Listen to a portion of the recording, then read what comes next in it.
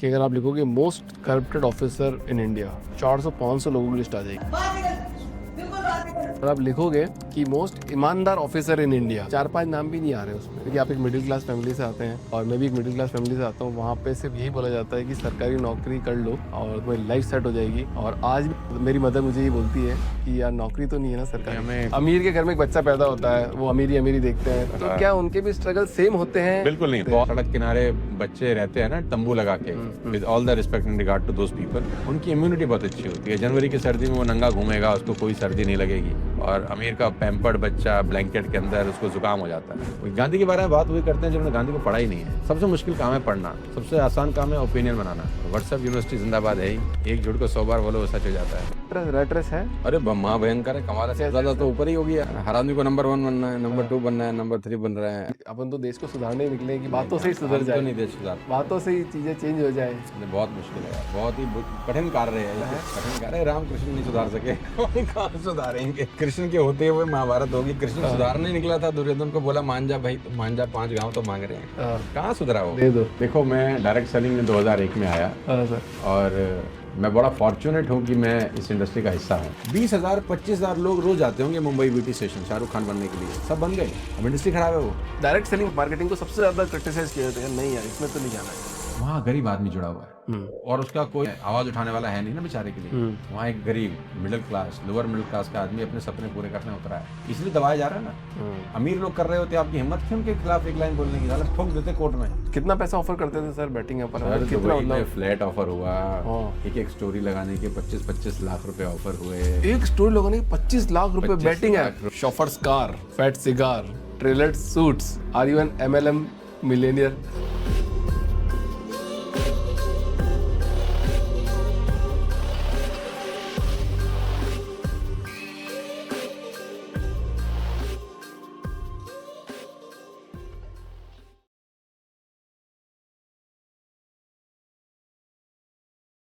Sonu sir, बहुत बहुत स्वागत है आपका द पावरफुल ह्यूमन शो के अंदर। बहुत बहुत शुक्रिया बुलाने के लिए। कैसे हैं सर आप? बहुत बढ़िया। टॉपिक बहुत बड़ा हो सकता है, वास्ट हो सकता है, बहुत सारी चीज़ों पर डिस्कस करेंगे सर हम।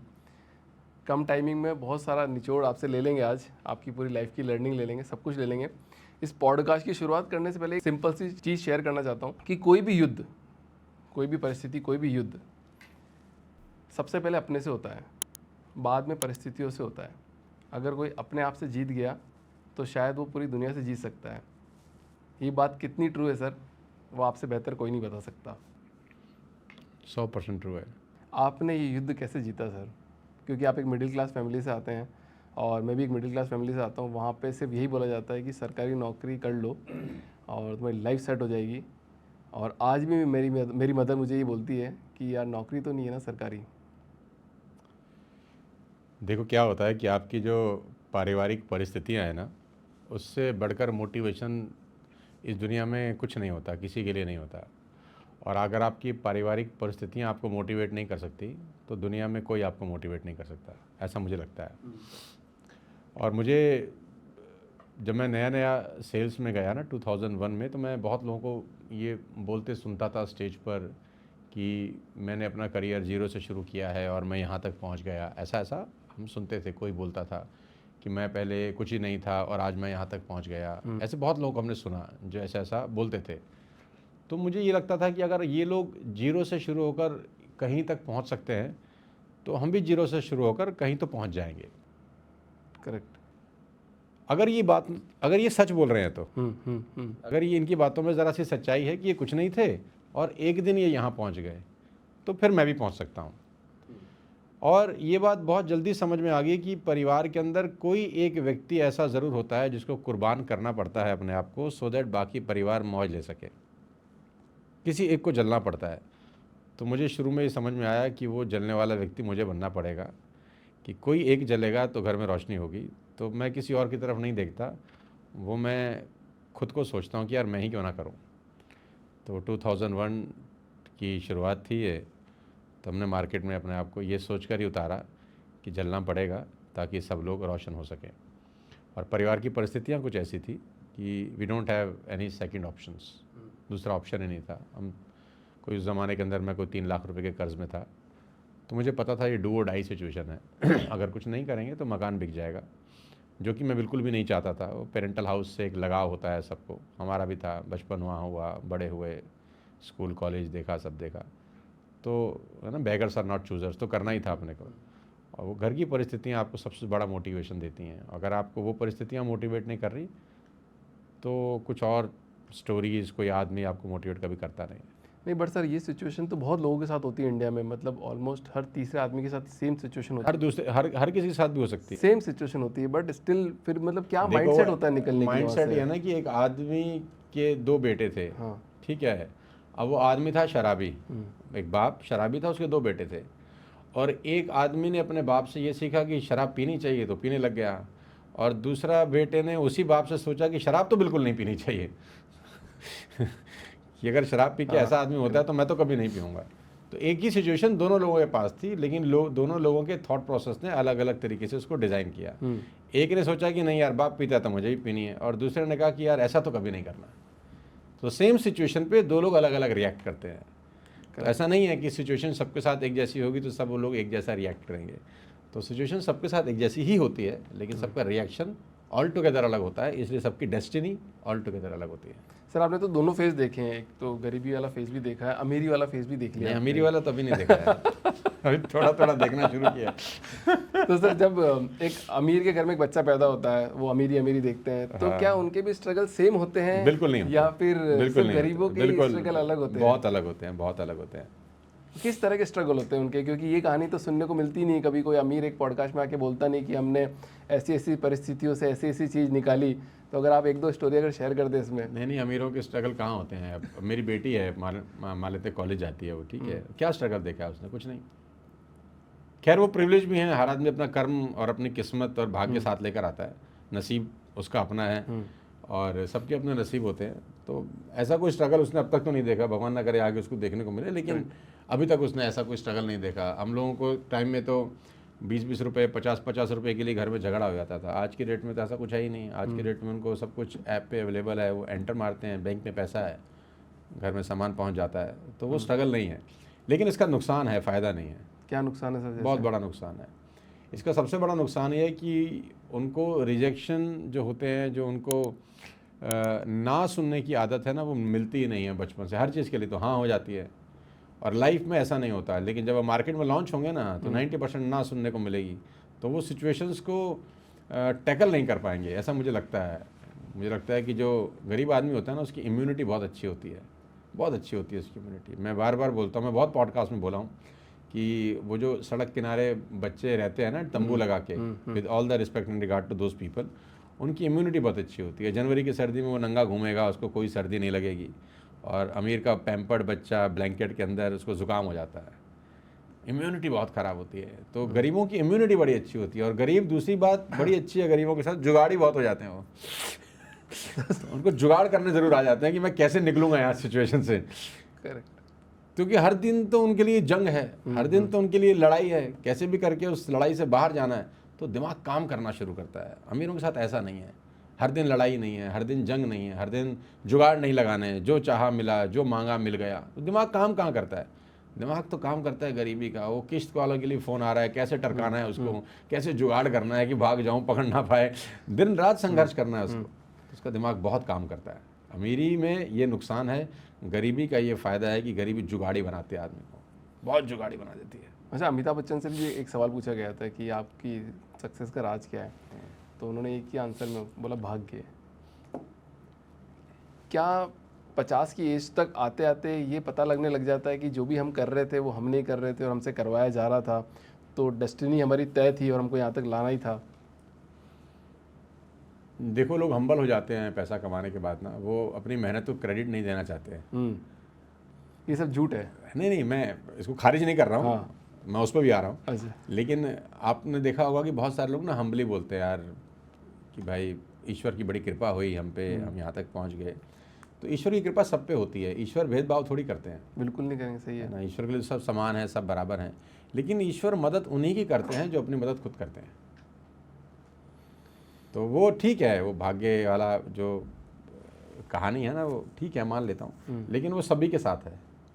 वो सभी का भाग्य अच्छा होता है, किसी का खराब नहीं होता, लेकिन जो मेहनत ही नहीं करेगा वो कहना चिड़िया का जो खाना है ना वो घोंसले में ईश्वर देता नहीं है उसको, करेक्ट। वो उसको चुगने जाना ही पड़ता है। वो एफर्ट जो मिनिमम एफर्ट रिक्वायर्ड है ना वो करने ही पड़ते हैं, उसका कोई सब्स्टिट्यूट नहीं है। तो आपको क्या लगता है मतलब इस अमीरी तक आते आते सब लोग फेक बन जाते हैं, मतलब कि सब लोग हम्बल हो आपस- जाते हैं, काफ़ी सारे लोग हम्बल हो जाते हैं। मतलब फेक तो नहीं बोलता मैं, हम्बल हो जाते हैं कि उनको लगता है नहीं यार, समझ में आ जाती है कि कुछ चीज़ें आपके हाथ में हैं, कुछ चीज़ें आपके हाथ में नहीं हैं। जैसे आपको क्या मतलब आपको क्या पता चला मतलब आज तक की लाइफ में कि जैसे कि सब लोग जो बढ़ रहे हैं आगे, क्या आप भी हम्बल हो गए बहुत ज़्यादा कि मैं तो शुरू से ही ऐसा हूँ यार, मैं मतलब ऐसा नहीं कि हो गया हूँ, मैं हूँ ही शुरू से ऐसा। तो क्या मतलब क्या चीज़ समझ में आई सर, मतलब लाइफ की क्या चीज़ समझ में आई कि आप कर रहे हो सारी चीज़ें या भगवान करवा रहे हैं आपसे चीज़ें, स्पिरिचुअल आप हो रहे हो, हम्बल आप हो रहे हो, अपने आप हो रहे हो या करवाई जा रही है?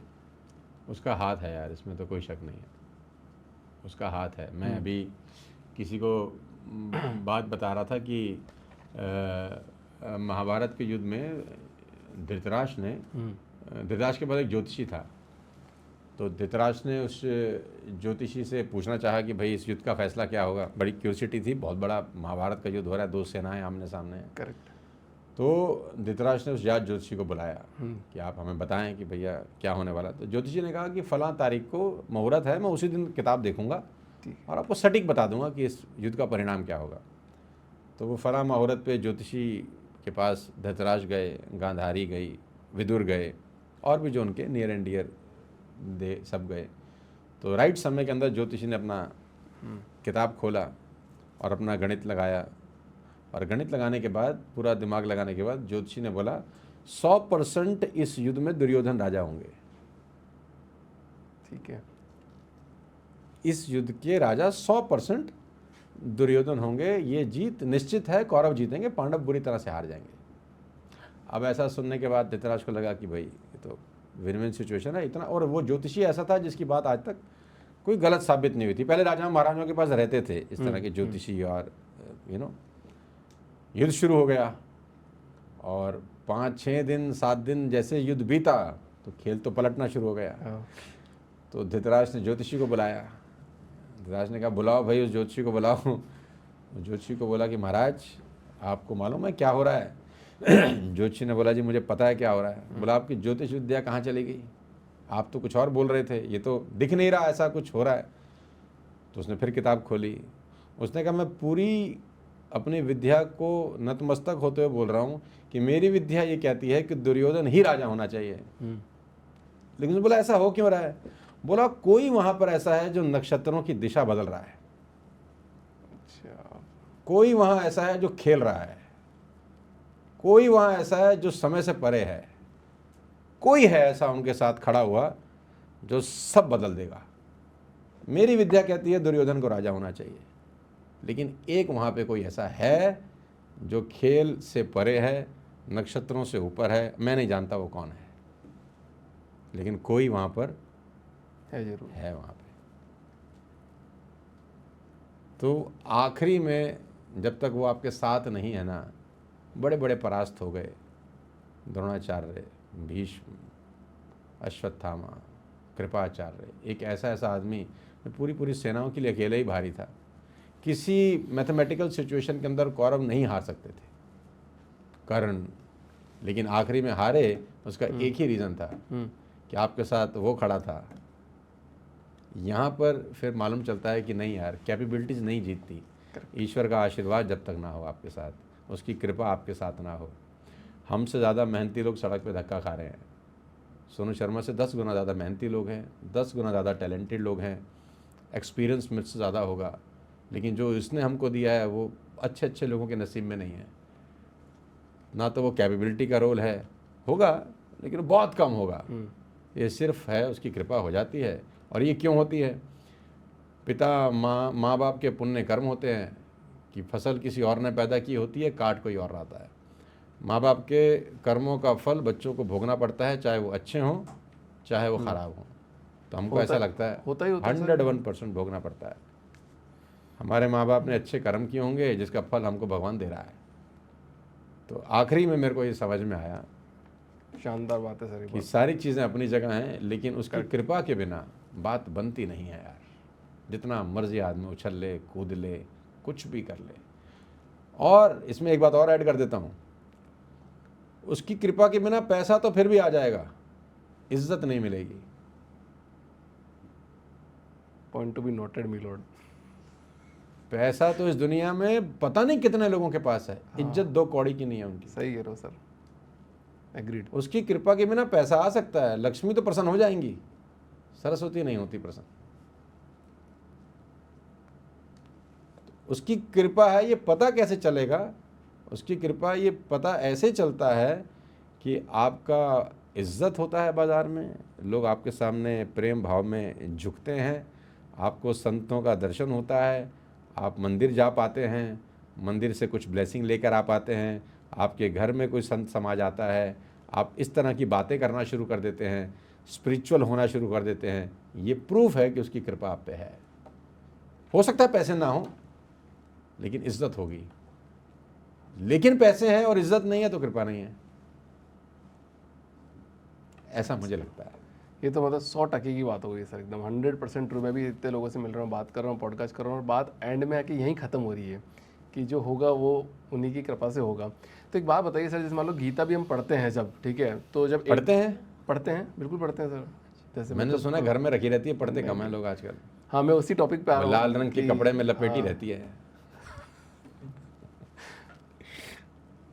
तो जैसे मैंने एक नीलॉन्स के फाउंडर के साथ पॉडकास्ट किया था कुछ टाइम पहले। मैंने बोला सर अचार आज के जेनजी खाते हैं क्या? तो उन्होंने बात बोली कि अभिषेक, जेनजी के 10 व्यंजन में से 7-8 तो बाहर के हो गए हैं, 2-3 ही इंडियन रहे हैं, पर जब वो वापस शादी वादी कर लेते हैं, बच्चे हो जाते हैं, तब उनकी ज़िंदगी में अचार वापस आ जाता है। तो ऐसे ही जब 18 से लेकर 30 तक की एज में जब एक बच्चा गुजर रहा होता है, तो उसको ये सब के बारे में पता नहीं चल रहा होता है कि गीता पढ़नी है, सब कुछ करना है। और जब वो एक मैच्योरिटी लेवल पे आ जाता है, तब उसको पता लगता है कि अच्छा मेरे को ये पढ़ना है, सब कुछ करना है। तो अभी मान लो कि मोहित है, श्रेष्ठा है, ये सब लोग बैठे हैं यहाँ पे, ये सब जेनजी पीपल है। तो इनको संतों के दर्शन नहीं हो रहे, ये लोग उस फील्ड में नहीं जा रहे, मंदिर में कम जा पा रहे, क्योंकि अभी इनको लगता है कि मुझे कमाना है, सब कुछ करना है। तो क्या इन पे ईश्वरीय कृपा नहीं हो रही है, या फिर इन लोगों को कैसे पता चलेगा कि हमारे पे भी ईश्वरीय कृपा है? देखो ना, माहौल का बहुत बड़ा फर्क पड़ता है। मतलब हम क्यों पढ़ पाए गीता? क्योंकि हमारे घर में पढ़ी जाती थी। ये बहुत इंपॉर्टेंट है समझना कि आपकी, देखो आपने जो भी ज़िंदगी में किया है उसमें आपका कोई रोल नहीं है। आप अच्छा क्यों कर पा रहे हो? क्योंकि आपने आसपास अच्छे होते हुए देखा। आप अच्छे स्कूल में चले गए, उसमें भी आपका रोल नहीं है, माँ बाप संपन्न थे, आपको भेज दिया।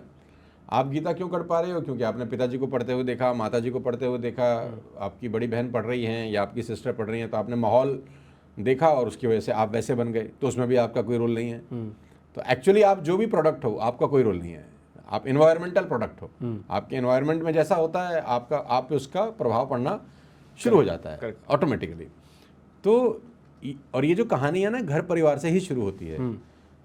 तो जेनजी या आजकल के टाइम में क्या है कि बहुत सारे लोग इन सब चीज़ों से दूर हो गए। जब माँ बाप नहीं पढ़ेंगे तो बच्चों को पता ही नहीं है, बच्चों का तो कोई गलती है नहीं, मतलब उसमें उसका कोई मिस्टेक नहीं है। हमारी जो जनरेशन है, हमारी जनरेशन शायद ही आखिरी जनरेशन होगी जिनके घर में पर्टिकुलरली पढ़ी जाती थी, और कम हो गया है अब, क्योंकि टाइम भी किसी के पास नहीं है। पहले तो टाइम भी था इतना कि लोग आराम से पढ़ते थे, घंटा 2-2 घंटा पढ़ते थे। करेक्ट। अभी तो घंटा 2 घंटा तो बहुत दूर की बात है, 5 मिनट के बाद भी उबासी आ जाती है, कहते छोड़ना पता है हमको सब। तो ये बहुत बड़ा क्या कहते हैं सवाल है। जेनजी को तो मैं इतना ही बोलता हूँ यार कि इससे 30 साल, देखो जो अभी शुरू से नहीं पढ़ रहा ना, 30 साल के बाद पढ़ने के चांसेस बहुत कम होते हैं उसके। मतलब अचानक बहुत ज्ञान नहीं होता, मतलब कोई 1000 में कोई एक आदमी होगा जिसको बहुत ज्ञान हो जाएगा 40 साल के बाद कि चलो कर लेते हैं यार। वो शुरुआत से होना शुरू हो जाए ना, वो कच्ची मिट्टी में अगर वो परवरिश में वो उसके माइंडसेट में हो जाए कि मुझे करना है, तो वो लंबे समय तक चली जाती हैं। लेकिन अचानक बहुत ज्ञान हो ऐसा कम होता है, हो सकता है फिर भी कम होता है। बट आज देखा जाए तो सर प्रेमानंद जी महाराज की अगर बात करें, राधे राधे बोल ही देते हैं, नहीं राधे राधे। तो फिर मतलब पूरा सिनारियो चेंज हो गया अभी देखा जाए तो एकदम से। मतलब पूरा यूथ जो शराब पीने पे था, ऐसा नहीं है, ऐसा नहीं बिल्कुल भी नहीं हुआ, या हुआ है? मैं तो अभी गया था प्रेमानंद जी से आशीर्वाद लेने के लिए। जब मेरा किताब लॉन्च हुआ तो मैं उनके दर्शन करने के लिए गया था। तो बड़े सज्जन हैं और बहुत ही धर्मात्मा आदमी है, इसमें तो कोई दो राय नहीं है। दुनिया मेरे कहने से क्या होता है, दुनिया कह रही है। राइट।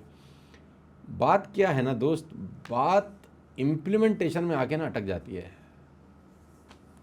एग्जीक्यूशन फेल हो गया लोगों का। सुनने समझने में तो सब अच्छा लगता है, करेक्ट, कि बुरा मत बोलो, बुरा मत देखो, झूठ मत बोलो, ये मत करिए। ये कोई नई कहानी तो नहीं है, ये तो 1000 साल से बोली जा रही हैं। हर आदमी अपने तरीके से प्रस्तुत कर रहा है उसको, वो अपने तरीके से बता रहे हैं, बात तो वही है। लेकिन सवाल ये है कि ये सब होने के बाद एग्जीक्यूशन हो रहा है कि नहीं हो रहा। एग्जीक्यूशन का प्रॉब्लम है, भयंकर वाला प्रॉब्लम है। आपने पूरी गीता पढ़ ली, कंठस्थ कर ली, आपको याद हो गया सब। मैं तो ऐसे व्यक्ति को भी जानता हूँ, खैर मैं नाम नहीं लूंगा, नहीं तो ये पॉडकास्ट में गड़बड़ हो जाएगा मामला। ठीक है सर। तो वो बड़े गीता प्रेमी हैं, हाँ, वो बड़ा गीता का काम करते हैं, गीता पाठ करते हैं, वो कहते हैं कि मैं तो बड़ा गीता भक्त आदमी हूँ। लेकिन जैसे ही कोई चपत मारता है ना, तो फिर भूल जाते हैं सुख दुख में संभाव। फिर कहते हैं चपत मार रहा है, इसकी ऐसी की तैसी करता हूँ पहले, फिर उनको गीता याद दिलाओ तो गुस्सा और आता है। बोला यार गीता मत याद दिलाओ, पहले तो उसको लपेटता हूँ मैं, गीता की बात बाद में कर लेंगे। तो पढ़ना, चीज़ों को समझना और सही मौके पे इम्प्लीमेंट करने में ज़मीन आसमान का फ़र्क है। इतना ही आसान होता है इम्प्लीमेंट करना, तो सभी राम हो जाते, सभी कृष्ण हो जाते, सभी बुद्ध हो जाते। पता सबको सब है। हाँ, सबको पता है सुबह उठ के सैर करनी चाहिए, कोई नहीं करता। सबको पता है झूठ नहीं बोलना चाहिए, सबको पता है सिगरेट नहीं पीनी चाहिए। सबको सब पता है इस दुनिया में। हर मोटे आदमी को पता है पतला कैसे होते हैं। पता होने से होता नहीं है कुछ, जब तक आप इम्प्लीमेंट नहीं करते, जब तक आप उसको एग्जीक्यूट नहीं करते। 1000 गीता पढ़ लो, क्या हो जाएगा? कुछ नहीं होता, उल्टा बोझ ही पड़ता है, भारी हो जाता है आदमी। उसको एक अहंकार होता है, अरे मैंने तो 10 बार गीता पढ़ रही है, रामायण पढ़ रही है, कुरान पढ़ रही है, उससे क्या है? कुछ नहीं है। अननेसेसरी का बैगेज है उल्टा, जब तक इम्प्लीमेंट नहीं होता। व्हेन यू स्टार्ट इम्प्लीमेंटिंग, चीज़ें बहुत ऑल टुगेदर अलग हो जाती है। Correct sir. आप वैसे तो लोग गैस कर लेंगे कमेंट में आप किसके बारे में बात कर रहे थे। नहीं, मैंने तो नाम ही नहीं लिया है। कोई तो गैस कर लेगा। अब जो मर्जी गैस करता रहे, वो उसकी भावना है। मैंने तो किसी का नाम नहीं लिया है। अच्छा, आप जैसे आप मोटिवेशनल स्पीकर है सर, ठीक है, और इतने लोगों को मोटिवेट करते हैं, कॉर्पोरेट में जाके मोटिवेट करते हैं। इतने मोटिवेशन की ज़रूरत पड़ती क्यों है लोगों को? अपने आप से मोटिवेट क्यों नहीं होता है कोई आदमी? देखो, मैं तो एक बात बोलता हूँ कि अगर आपको मोटिवेशन की ज़रूरत पड़ रही है तो आप गलत काम में हैं। मान लेते हैं मुझे घर जाना है यहाँ से अब, है ना, तो इसमें मोटिवेशन का क्या ज़रूरत है? कोई ज़रूरत नहीं है। घर जाना है का मतलब जाना है, टॉपिक क्लोज हो गया। कदम। मोटिवेशन का ज़रूरत ही उस व्यक्ति को पड़ रहा है जो एक्चुअली में गलत काम में है। वो उसके नेचर को सूट नहीं करता है, वो उसके अपब्रिंगिंग को सूट नहीं करता है, वो उसके खुद की विश को सूट नहीं करता है। जो काम आपको पसंद है ना, उसमें मोटिवेशन की कोई ज़रूरत नहीं पड़ती। आपको फिल्म देखना पसंद है, एग्जाम्पल, किसी आदमी ने आज तक किसी को मोटिवेट किया कि चलो फिल्म देखते हैं यार, बड़ी ज़रूरी होती है फिल्म देखना, फिल्म देखना बहुत ज़रूरी है, 3 घंटे बैठना थिएटर में बहुत ज़रूरी होता है। किसी ने इस दुनिया में आज तक किसी को नहीं किया। वो ऑटोमेटिक है, वहाँ मोटिवेशन का ज़रूरत नहीं पड़ता। मोटिवेशन का ज़रूरत पड़ता ही उसी चीज़ों में है जिसको करने का मन नहीं कर रहा, है ना, जो हमारे नेचर से मेल नहीं खा रही चीज़ें। नहीं तो मोटिवेशन का कोई ज़रूरत नहीं है। बहुत सारी चीज़ें आदमी बिना मोटिवेट होकर करता है, सुबह से रात तक करता है, कोई मोटिवेशन का ज़रूरत नहीं है वहाँ पर। थोड़े दिन पहले मेरे को मैंने 2016 में लास्ट मूवी देखी थी सर, गब्बर। उसके बाद मैं कभी थिएटर नहीं गया, मैंने कोई मूवी नहीं देखी। मैंने कहा मेरे को अब इंटरेस्ट भी नहीं आ रहा, मेरे को देखना भी नहीं, मेरे को काम ही करना है, क्योंकि परिस्थितियों ने मेरे को ऐसा बना दिया कि काम ही करना, और उसके बाद कोई टाइम ही नहीं मिला कभी। थोड़े दिन पहले ये बोल रहा था कि सर मूवी देखनी चाहिए, आप मूवी देखने जाते हो क्यों नहीं हो, इस थिएटर में जा सकते हो मूवी देखने। कल को ये भी बोल रही थी सर आपके पास में भी तो मॉल है, आप जाओ ना मूवी देखने। मेरे को मोटिवेट कर रहे थे कि सर आप मूवी देखोगे तो आपको इन्फॉर्मेशन मिलेगी तो आप पॉडकास्ट में सवाल और अच्छे कर पाओगे। मैंने कहा मैं वैसे ही कर लूँगा, कोई बात नहीं, मैं पढ़ लूँगा, लोगों के बारे में पढ़ूंगा मैं। ऐसा कभी हुआ सर आपके साथ कॉर्पोरेट में आपने एक मोटिवेशन का सेशन दिया हो अच्छा खासा, और उसके बाद में एक फाउंडर ने आपके आके बोला हो यार लोग मोटिवेट नहीं हुए, सुनो सर क्या हो रहा है ये? ईश्वर की बड़ी कृपा है यार, पिछले 10 साल में आज तक ऐसा नहीं हुआ। सब मोटिवेटेड। ईश्वर की बड़ी कृपा है, तो मैं जल में हाथ में लेके बोल सकता हूँ कि आज तक ऐसा नहीं हुआ, आज तक ऐसा नहीं हुआ। और जिस दिन ऐसा हो जाएगा उस दिन मुझे लगता है मुझे अपना माइक छोड़ देना चाहिए। ऐसे कहते हैं ग्लव्स टांग दिए, तो उस दिन हम अपना माइक टांग देंगे यार। आज तक ऐसा नहीं हुआ। मैं खुद भी मोटिवेटेड हुआ हूँ सर, आपसे कहा, आपको देख तक के ऐसा नहीं हुआ। 10 साल हो गए महीने में हम कोई 8-10 इवेंट्स करते हैं बड़े, 2-2, 3-3 एयरपोर्ट भी देखे हैं एक दिन के अंदर। फीवर में भी प्रोग्राम किए हैं, जब मैं 102, 103 फीवर में हूँ तब भी ऐसा नहीं हुआ। उसकी बहुत कृपा है, वो मेरी इज्जत हमेशा बचा लेता है, वो लाज बचा लेता है मेरी। बेहद कामयाब होने के लिए एक अल्टीमेट टिप क्या है सर आपकी तरफ से? बेहद कामयाब होना मतलब बेहद सरल रहना चाहिए आदमी को। कैसे, मतलब ये तो आसान शब्द हो गए सर, सरल कैसे? सरल सबसे कठिन शब्द है। सरल होना सबसे कठिन है। शब्द तो आसान है, लेकिन सरल होना बहुत कठिन है। लाइफ को कॉम्प्लिकेटेड नहीं करना है बिल्कुल। बहुत आसान है यार, है भी नहीं कॉम्प्लिकेटेड। कॉम्प्लिकेटेड अपन लोग बना लिए हैं यार। कैसे बनाए सर? देखो कॉम्प्लिकेटेड कैसे बना लिया है, हर चीज़ का जो लैंडिंग है ना वो पैसे पे आके ख़त्म हो गया है। प्रॉब्लम ये है, परफेक्ट। हर चीज़ की लैंडिंग आखिरी में जो एंड रिजल्ट है ना वो पैसे पे आके रुक गया है। मैं अभी थोड़ी देर पहले किसी को बता रहा था, अभी इंडिगो का प्रॉब्लम हुआ, सब देखा पूरी दुनिया के अंदर। We all are so opportunistic, capitalistic हो गए हैं सब। एक जगह प्रॉब्लम हुई तो दूसरे ने किराया बढ़ा दिया 50,000, 70,000, 80,000। मतलब मुझे शर्म आती है ये बोलते हुए कि मैं ऐसे देश में रह रहा हूँ जहाँ पर किसी की मजबूरी का ऐसे फ़ायदा उठाया जाता है। हम तो उस संस्कृति के लोग थे कि जब कोई परेशान होता था तो अपना कंधा लगा देते थे, अपना सब कुछ दे देते थे कि तू परेशान है ना तो चिंता मत कर, मैं हूँ। लेकिन यहाँ पर ऐसा ऐसा हुआ कि एक आदमी मजबूर है, एक परेशान है, तो आप कह रहे हो आहा हा, ये तो हमारा टारगेट ऑडियंस है। क्या कमा लिया होगा उन एयरलाइंस ने 10,000 की टिकट 70,000 पे वसूल करके 5 दिनों में या 10 दिन में, क्या ही कमा लिया होगा?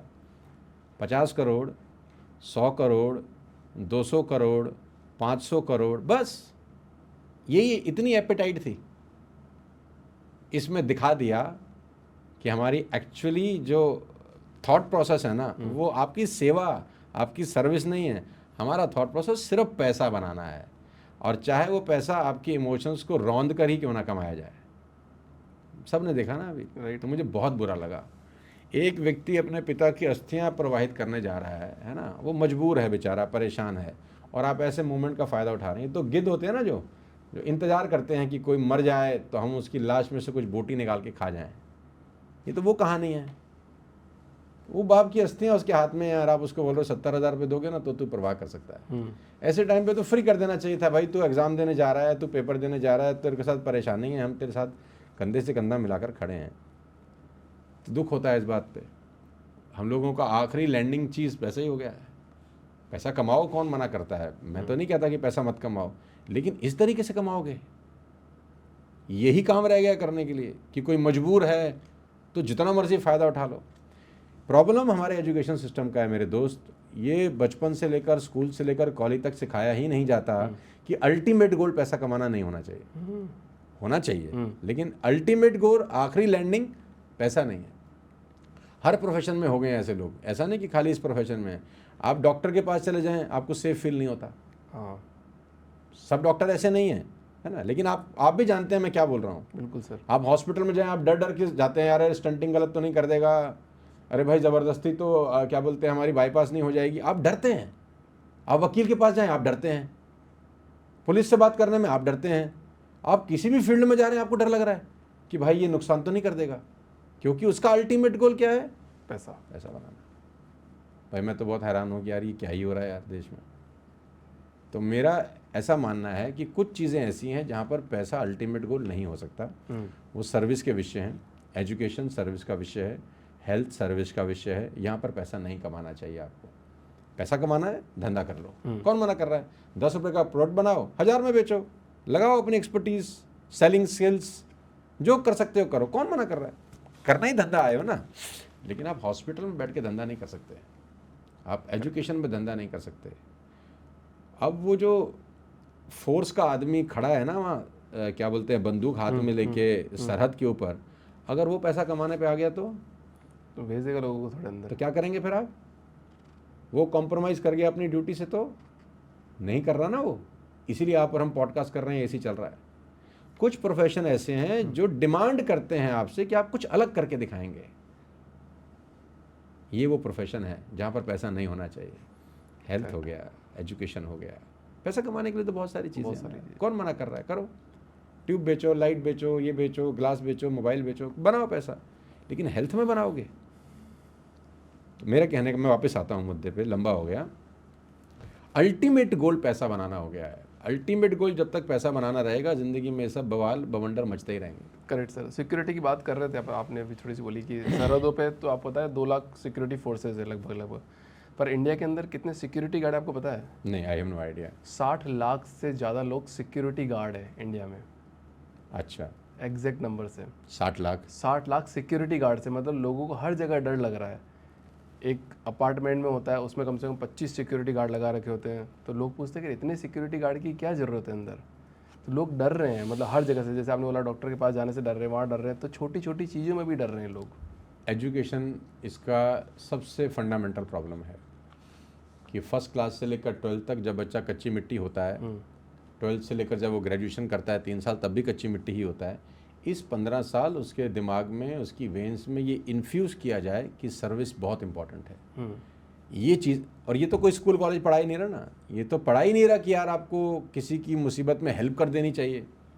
तो वो जो 12-15 साल वेस्ट हो रहे हैं ना एजुकेशन सिस्टम में, उसको इम्प्रूव करने की बहुत बहुत बहुत ज़रूरी है। अगर यहाँ ये सब चीज़ें पहले 15 साल में ठीक हो जाएं, तो मुझे लगता है कोई 30-40 साल के अंदर कंट्री की खेल बहुत बदल जाएगा, बहुत बदल जाएगा। लोगों से बात करने का तरीका बदल जाएगा, चीज़ों को टैकल करने की सिचुएशंस चेंज हो जाएंगी।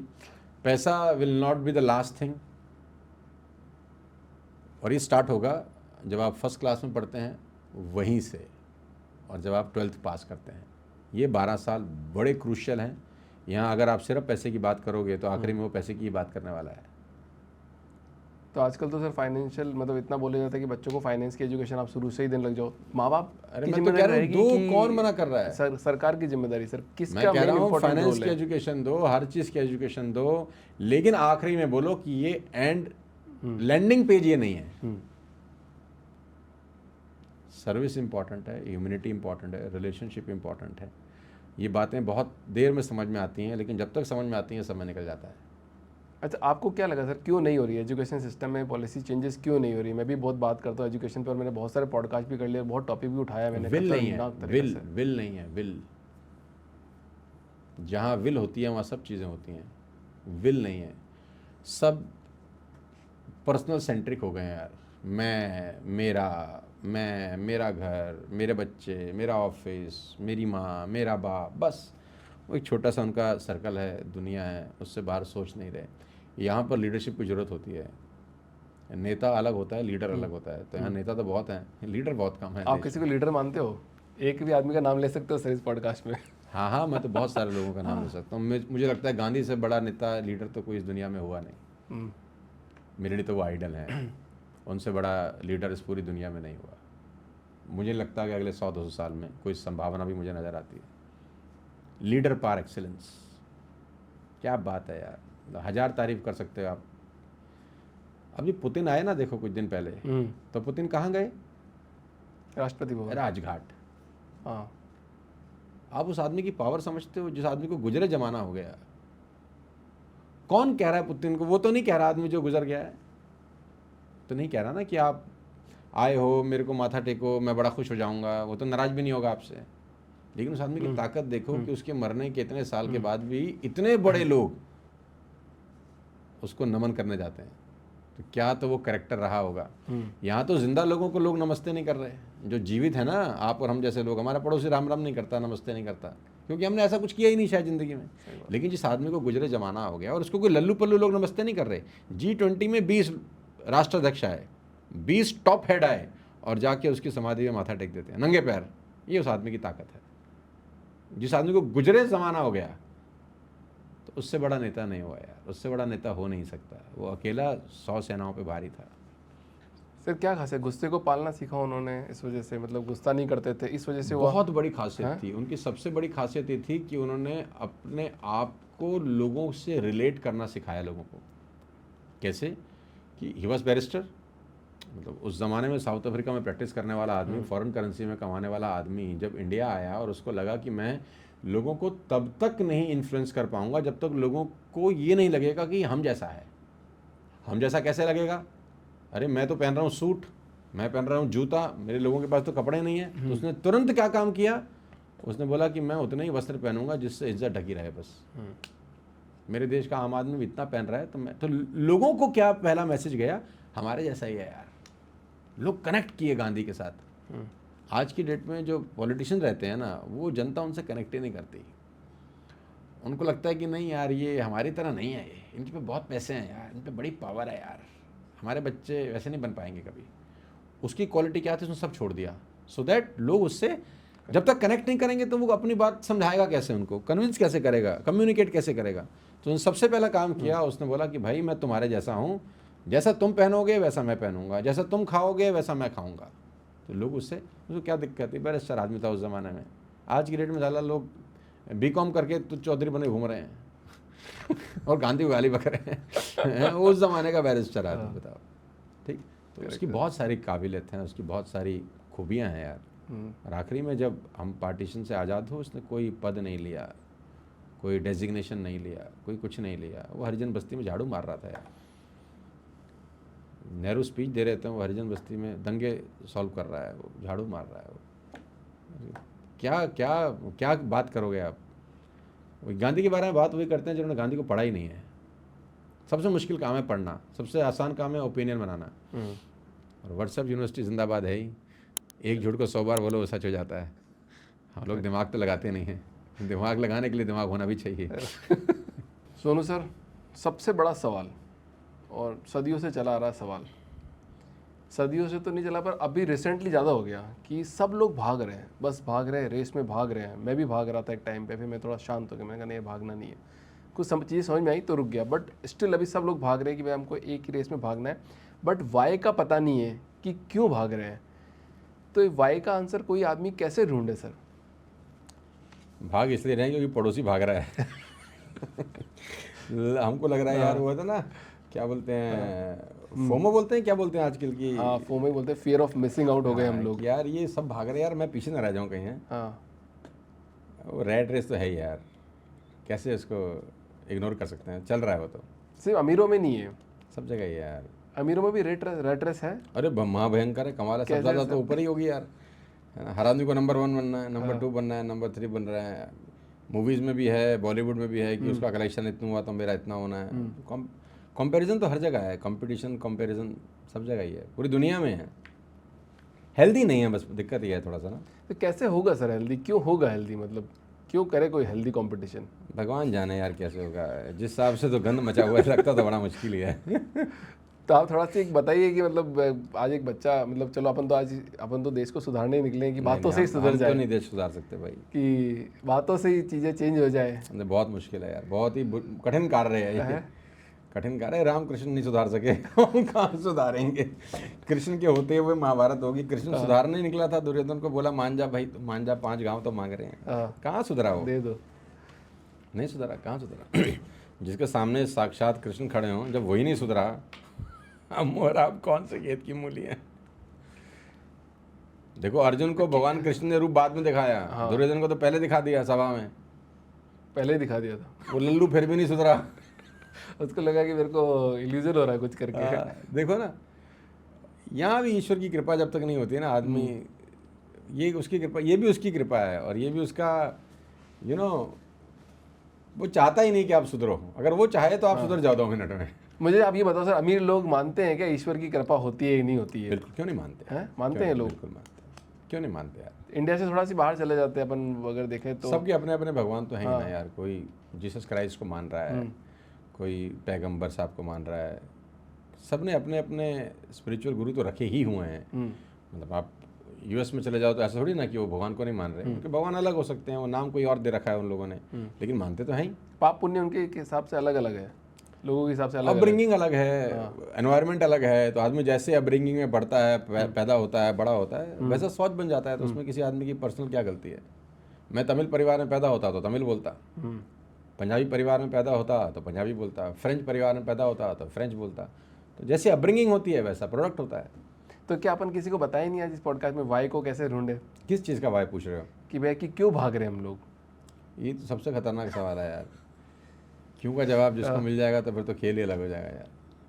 क्यों बड़ा इंपॉर्टेंट है यार, है नहीं एक्चुअली जवाब। आपको मिला सर एक टाइम पे कभी कि मैं क्यों, मैं रेस में हूँ? आप खुद भी रेस में हो या नहीं हो, फिर आपको मिला कि मैं क्यों जा रहा हूँ इतना आगे?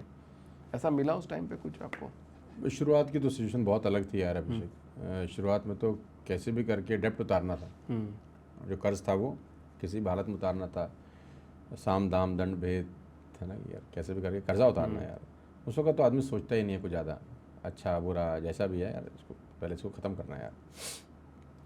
आज की सिचुएशन में स्थितियाँ बहुत बहुत ऑल टुगेदर डिफरेंट हैं। आज थॉट प्रोसेस चेंज हो गया है।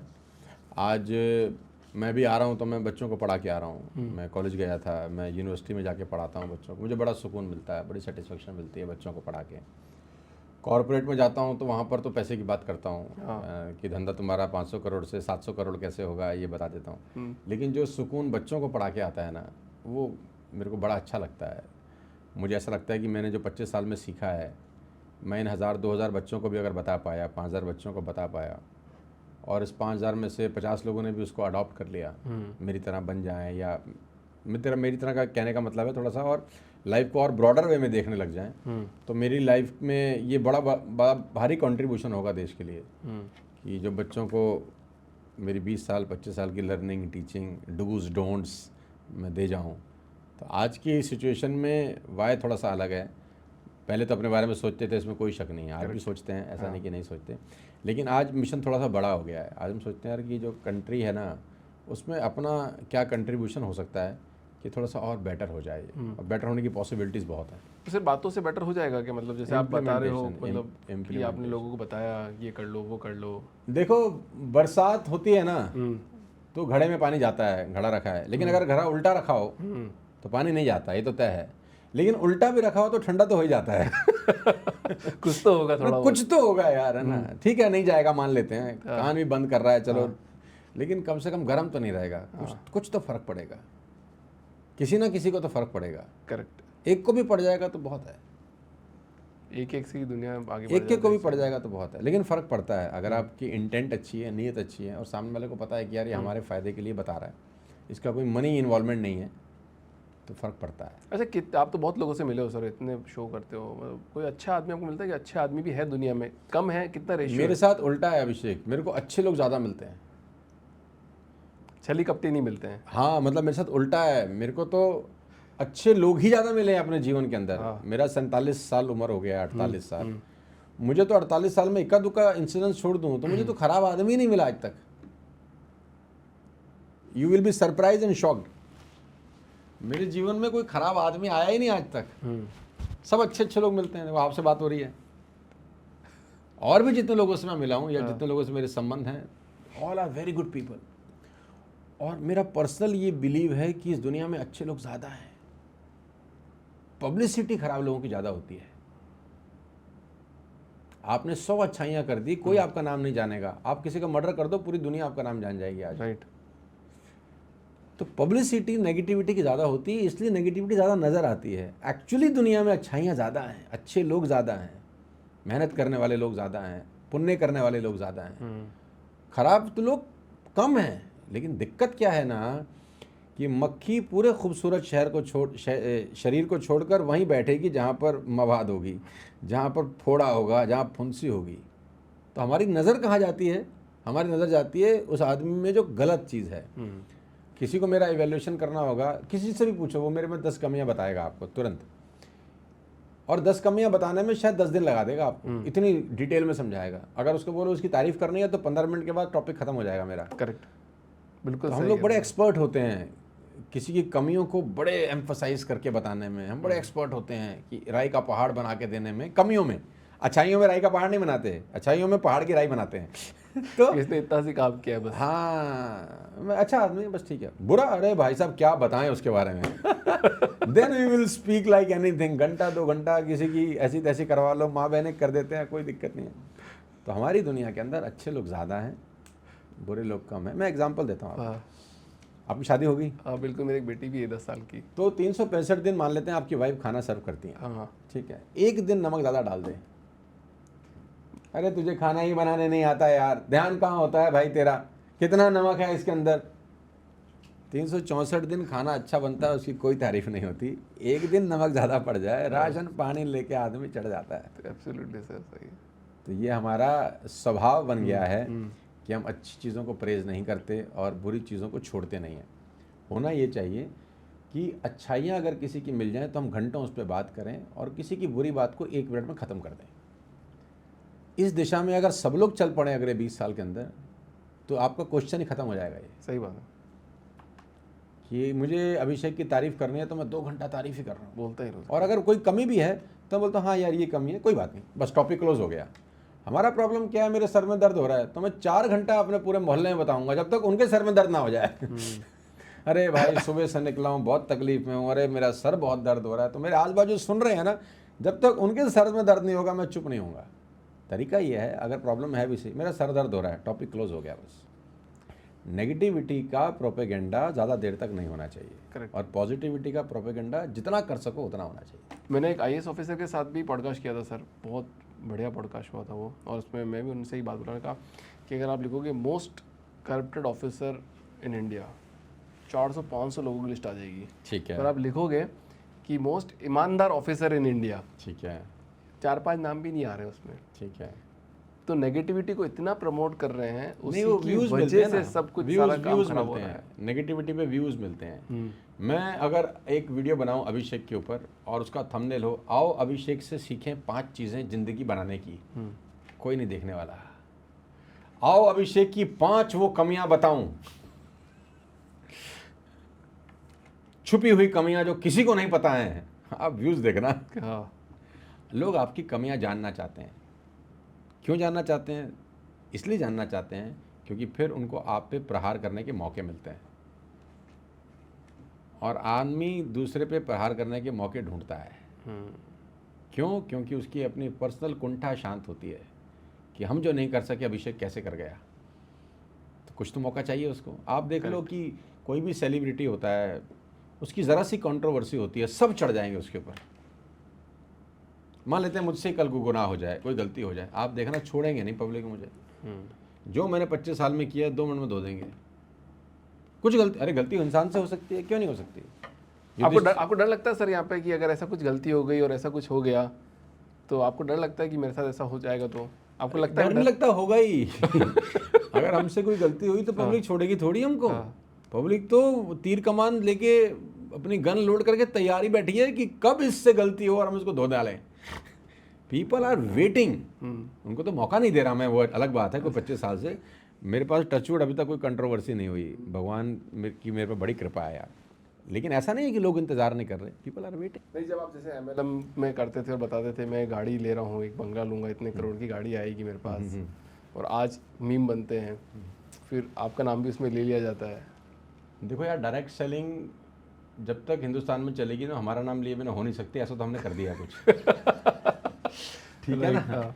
और आदमी किस लेवल का है पता कैसे चलता है कि उसको हताश करने के लिए कितने भय की जरूरत होती है उसको। तभी तो पता चलता है ना कि आदमी में कैलिबर कितना है। तो ये बहुत मामूली चीज़ है, छोटी सी बेहद मामूली है। मतलब 10, 20, 50 वीडियोस तो बनी ही होंगी इसमें, मुझे कोई। और ये ठीक है, वो क्रिएटिविटी भी है उनको यार, बनाए, अच्छी बात है। मैं तो सोचता हूँ कभी कभी जब बहुत टाइम से कोई नहीं बना रहा तो क्यों नहीं बना रहे भाई, मैं तो हूँ अभी जिंदा, मरा तो नहीं। बनाओ कुछ अच्छा सा, मुझे दिखाओ यार, कुछ लोग हैं। तो मैं तो बोलता हूँ, मैं तो बहुत जगह गया हूँ। है क्या ना, जहाँ तक किसी पर्टिकुलर व्यक्ति को रोस्ट करने का सवाल है, तो मैंने आपको जिस तरह से बताया ना कि we all are waiting.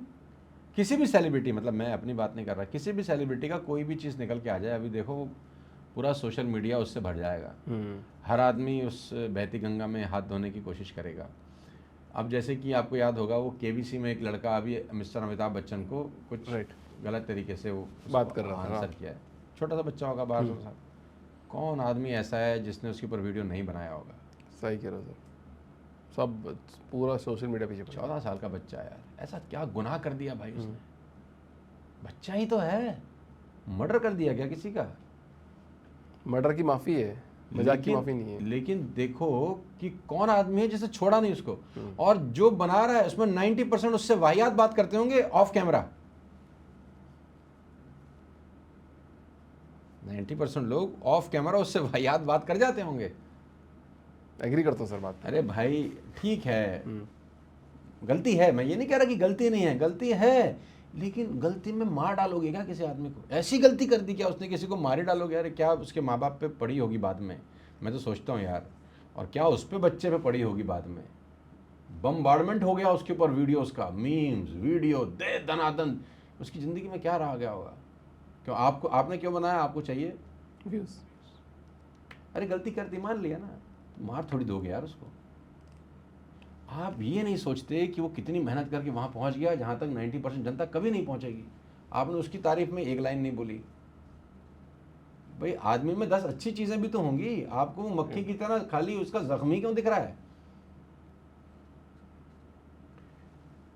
Yudhishthir ने द्रौपदी को दांव पर लगा दिया जुए में। इससे वाहियात कुछ हो सकता है कि कोई अपनी पत्नी को दांव पर लगा दे? इससे वाहियात तो नहीं हो सकता सर। धर्मराज है हमारे लिए युधिष्ठिर आज भी, आप गाली नहीं दे सकते युधिष्ठिर जी को, लेकिन इससे वाहियात कुछ हो सकता है कि कोई अपनी पत्नी को जुए में लगा दे, लगाए नहीं हार जाए, लेकिन हमारे लिए धर्मराज है। क्यों? इसलिए धर्मराज हैं कि आदमी ने 100 नंबर का पेपर दिया अगर, और एक क्वेश्चन गलत भी हो गया तो 5 नंबर ही तो काटोगे, 95 तो फिर भी दोगे उसको। करेक्ट। 5 काट लो ना, ठीक है गलती होगी उससे।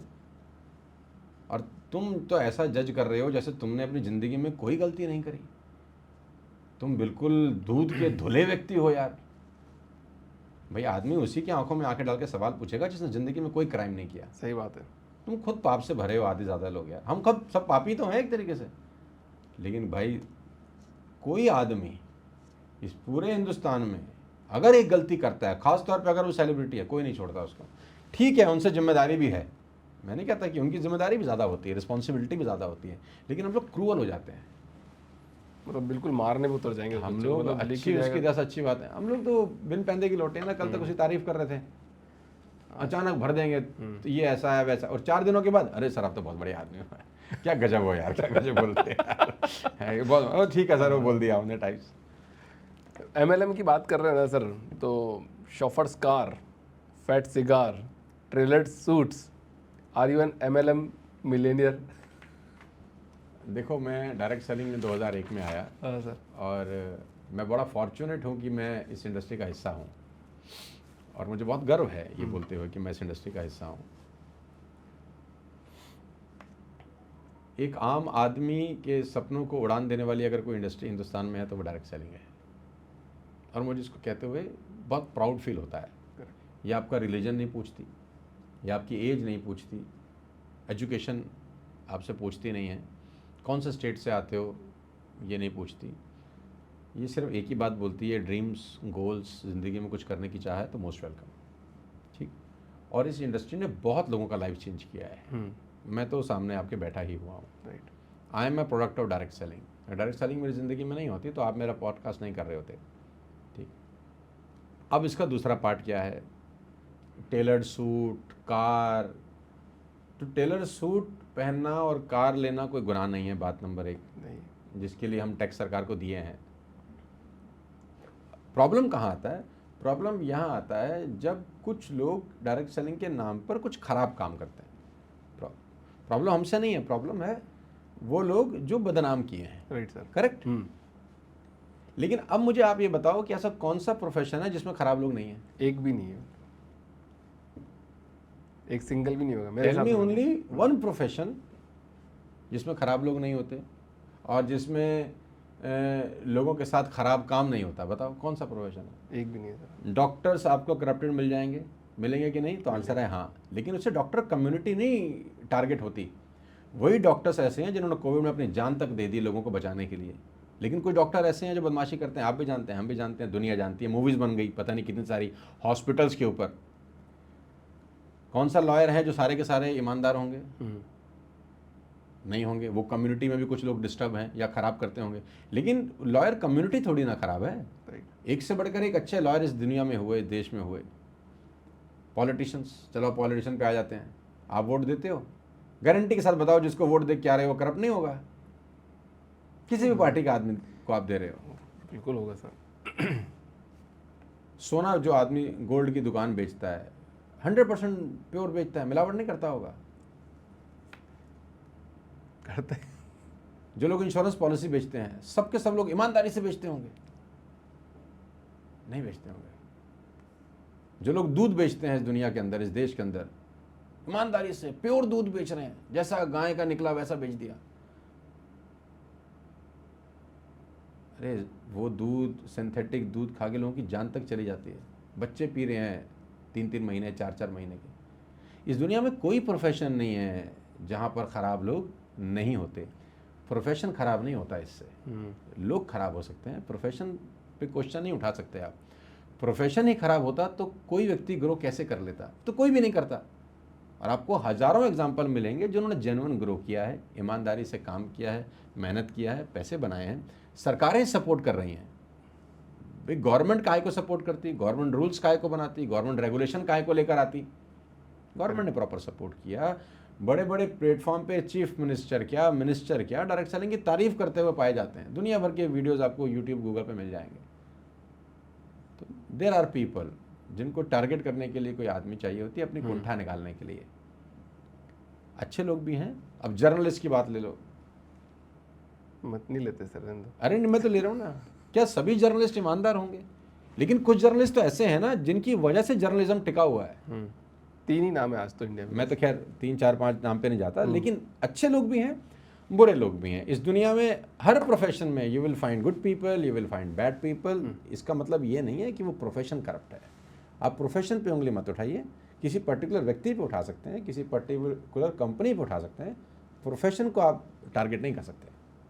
करेक्ट। प्रोफेशन इज एक्सेलेंट, पूरी दुनिया में चलता है, खाली हिंदुस्तान में नहीं चलता, पूरी दुनिया में चलता है। और वहाँ पर ईमानदार लोगों ने बहुत अच्छा काम किया है, पैसे भी बनाए हैं, पर्सनल ग्रोथ भी हासिल करी है। आज हम जो बोल पा रहे हैं, हमने सीखा है तो ही ना बोल पा रहे हैं। नहीं सीखा होता तो कैसे बोलते? बैठे रहते हैं हम भी बाकी लोगों की तरह। तो हमको ग्रो करने वाली इंडस्ट्री है ये। हम कैसे नहीं इंडेप्टेड होंगे यार, ज़िंदगी भर रहेंगे। और जब जब बात आएगी डंके की चोट पे बोलेंगे और किसी से भी भिड़ जाएंगे। और हमारे सामने हमने बैठ के बात करें, हम आंसर देंगे उसको। और हम भी 4 सवाल पूछेंगे, फिर उसको भी देने पड़ेंगे। बिल्कुल देने पड़ेंगे। अब एक आदमी ने बोला यार बहुत कम लोग पैसे कमाते हैं इस इंडस्ट्री में। मैंने कहा कौन सी इंडस्ट्री में सब कमाते हैं? कौन सी? IAS IPS बनने वाले कितने लोग फॉर्म भरते हैं और कितने लोग IAS IPS हो जाते हैं? इंडस्ट्री खराब हो गई? इंडस्ट्री खराब होगी? नहीं ना। 20,000 25,000 लोग रोज जाते होंगे मुंबई VT स्टेशन शाहरुख खान बनने के लिए, सब बन गए। अब इंडस्ट्री खराब है वो? ये कौन सी फिल्म, ये लॉजिक क्या है यार कि कुछ लोग कामयाब? और आप भी सुन के परेशान हो गए नहीं, मैं बार-बार परेशान कि नहीं, मैं इतना बहुत बोलते। डायरेक्ट सेलिंग मार्केटिंग को सबसे ज़्यादा क्रिटिसाइज किया जाता है, नहीं यार इसमें तो नहीं जाना है। वहाँ गरीब आदमी जुड़ा हुआ है और उसका कोई क्या बोलते हैं आवाज़ उठाने वाला है नहीं ना बेचारे के लिए।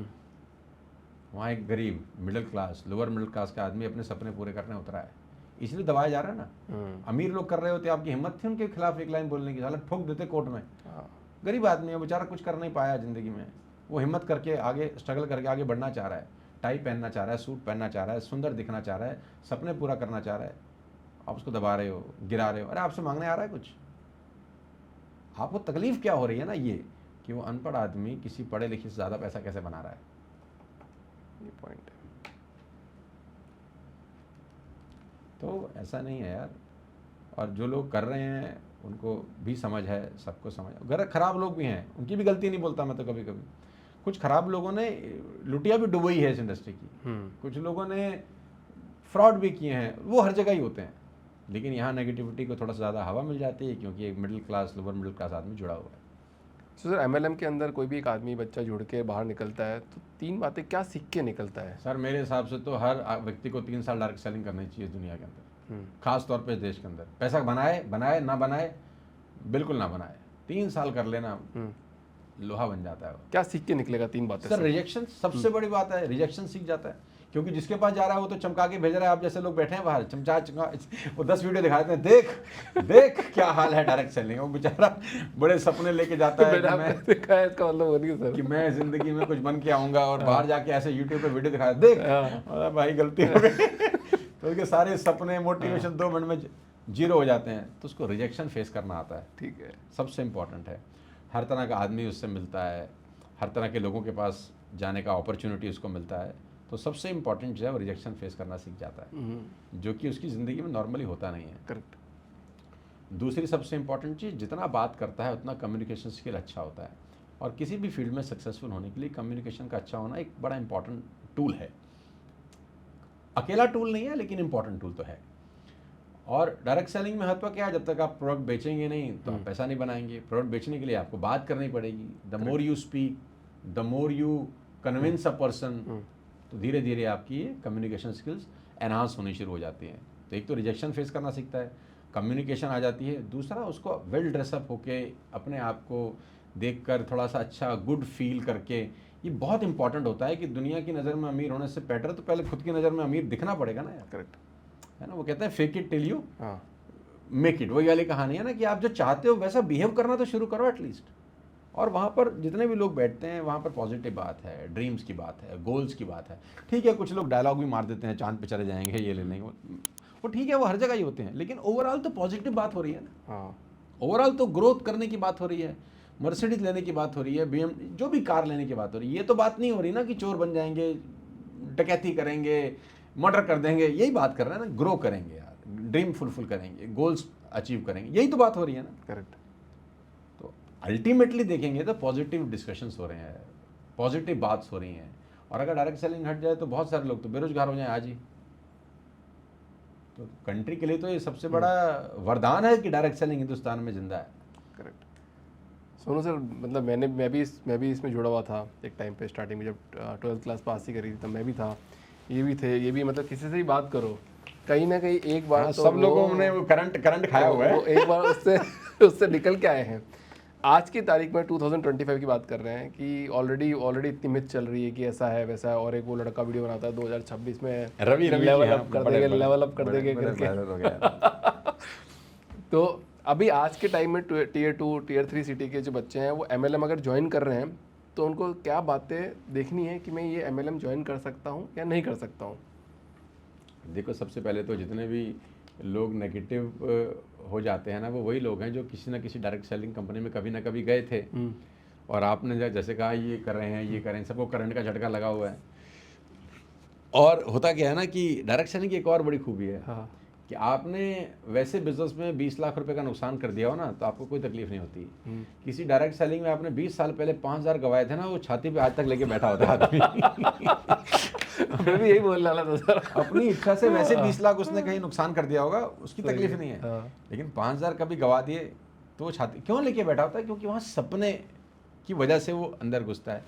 होता क्या है ना, वो सिस्टम फॉलो करता नहीं, जो बताया जाता है वो करता नहीं, आखिरी में फेल हो जाता है। तो फिर गाली किसको देता है? गाली देता है कंपनी को। खुद की गलती तो कोई दुनिया में आज तक पैदा हुआ नहीं कि जो मान जाए।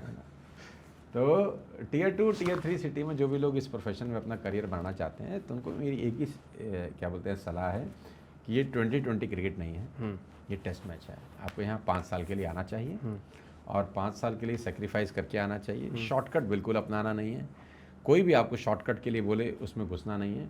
और किसी ऐसी कंपनी में जाना है जहाँ के प्रोडक्ट्स आप बिना डायरेक्ट सेलिंग के होते भी खरीदते, मतलब प्रोडक्ट ओवर प्राइस नहीं हो।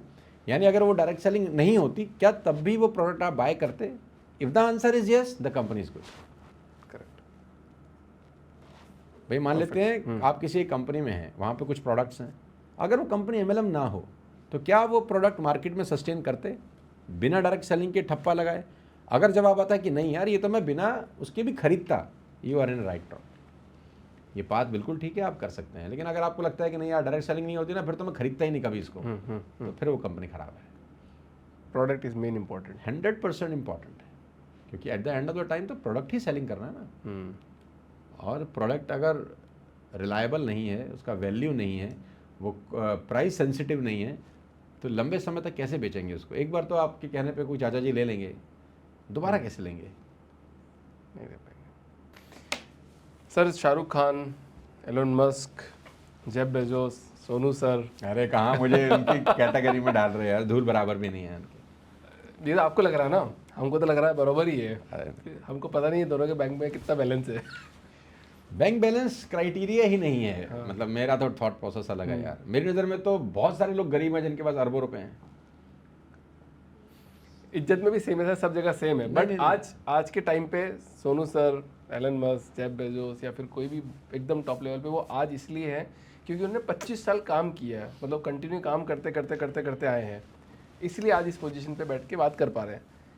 आज का जेनजी ये बोलता है कि पहले तो हम बोलते थे काल करे सो अब कर, आज का जेनजी बोलता है कि काल करे सो काल कर। ये आलसी नंजी महाराज ने कहा है किसी नहीं। देखो, पहले तो आप जिन लोगों का नाम ले रहे हो, with all the respect and regard to all this people, they have done fantastic job, कोई क्वेश्चन नहीं है। लेकिन इनमें भी कुछ लोग ऐसे हैं जिन्होंने कुछ ऐसा किया जो उनको नहीं करना चाहिए था। इन्होंने गुटखा पान तंबाकू बेचा है, इन्होंने बैटिंग ऐप को प्रमोट किया है, तो कुछ लोग मेरी नज़र में हीरो नहीं हैं।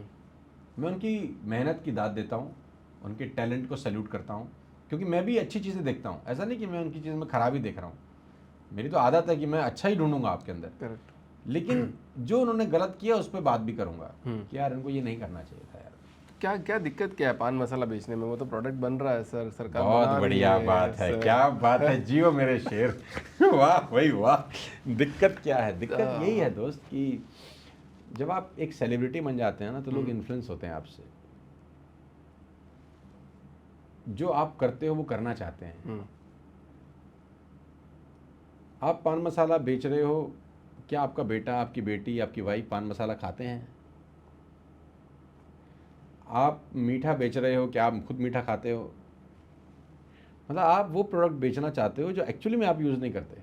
बहुत सारे लोग तो नहीं करते होंगे ना, लेकिन स्टिल दे आर प्रमोटिंग। अब टाइगर श्रॉफ साहब कर रहे हैं, क्या बोलते हैं, एड। अब उनकी फिजिक देखो, मैं उनकी फिजिक का दीवाना हूँ। लेकिन आदमी क्या है ना, वो आसान चीज़ों को जल्दी ग्रैस्प करता है। अब वो टाइगर श्रॉफ की बॉडी बिल्डिंग को पकड़ने में उसको मुद्दत लग जाएगी, वहाँ तक नहीं पहुँचेगा वो। लेकिन वो टाइगर श्रॉफ से पकड़ क्या लेगा? बोलो। जुबा केसरी।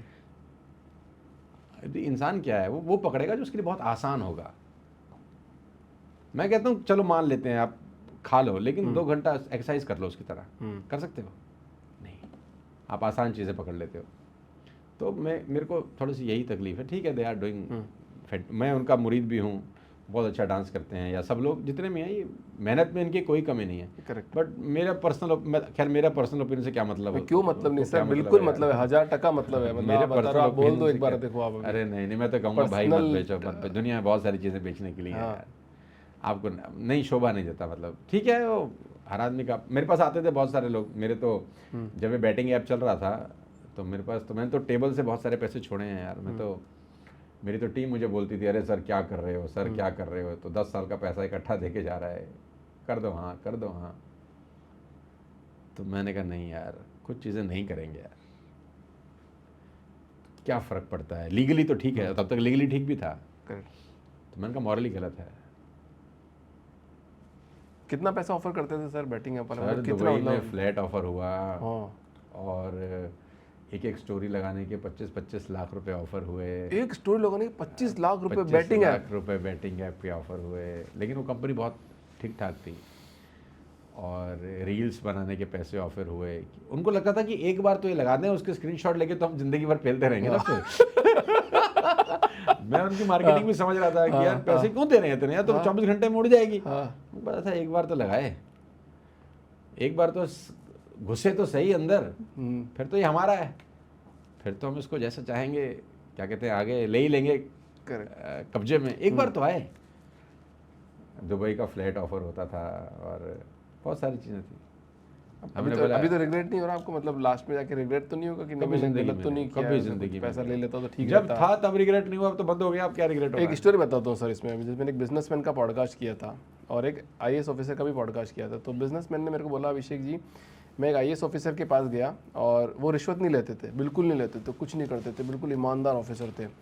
एक दिन उन्हीं के डिपार्टमेंट वालों ने उनको फंसा दिया कि भैया कि तुमने 2 लाख रुपए का ये हेरा फेरी करी है, और रियल घटना है ये, एकदम 100%।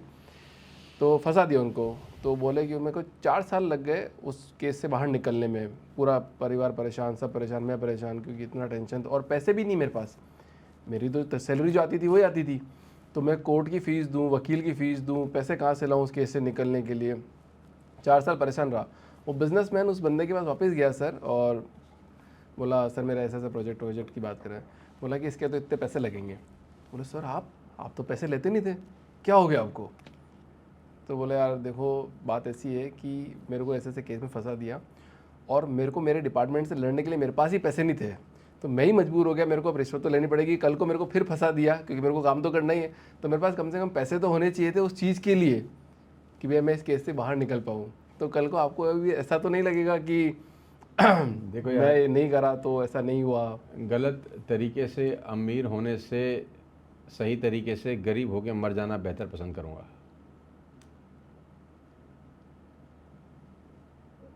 और पैसा कम नहीं था तब जब मिल रहा था, और वो मुझे ऐसा भी बोलते थे, मैंने तो बोला 2-3 पॉडकास्ट के अंदर, वो मुझे वो देखो समझाने वालों के पास तो बड़े सारे तर्क होते हैं देने के लिए।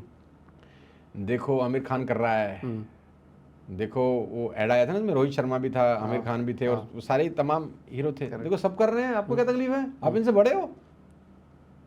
तो मैं बोलता था हाँ भाई इस मामले में तो बड़ा हूँ इस मामले में इन सब से बड़ा हूँ कि नहीं करूँगा, नहीं करूँगा। और देखो बैटिंग ऐप अपने टॉप पे पहुँच के ख़त्म हो गए, करेक्ट, सब बंद कर दिया। हमने नहीं किया भाई साहब। नहीं किया का मतलब नहीं किया, और इसका प्राउड है कि मेरी वजह से कोई एक व्यक्ति ने 5 रुपये भी गलत जगह नहीं लगाए होंगे। तो आप एक चीज का जवाब और दो सर इसमें, फिर क्या कर्मा लौट के आता है वापस? क्या इन लोगों के पास आएगा वापस? 101% आएगा, 101% आएगा। आज तक ऐसा हुआ नहीं इस पूरी दुनिया के अंदर, जब से सृष्टि ब्रह्मांड बना होगा ना, कि कर्मा लौट के ना आया, बूम रैंक की तरह लौट के आता है। मैं एक स्टोरी सुनाता हूँ आपको, सुनाऊं? डन सर, बिल्कुल। बड़ी फेवरेट है मेरी। मैं हमेशा लोगों को बोलता हूँ कि इस दुनिया में किसी से भी समझौता कर लेना, एथिक्स से मत करना। अब ये स्विच बोर्ड है यहाँ पर इलेक्ट्रिसिटी का, ठीक है। अब हम एलन मास्क को बुलाते हैं और मिस्टर मास्क आप आइए, और वो हम आ जाते हैं, चलो रिक्वेस्ट हमारी मान ली उन्होंने। तो उनको बोलते हैं इस सॉकेट में हाथ डालो। तो एलन मास्क ने सॉकेट में हाथ डाला तो उसको करंट मारेगा, 100% करंट मारेगा। अब इस दुनिया के सबसे गरीब आदमी को लाते हैं, उसको बोलते हैं सॉकेट में हाथ डालो, तो सॉकेट में हाथ डालेगा तो उसको करंट लगेगा। इस इलेक्ट्रिसिटी को मतलब ही नहीं है कि आप एलन मास्क हो कि आप गरीब आदमी, उसका धर्म एक ही है, जो उंगली करे ठोक दो। इसका धर्म एक ही है।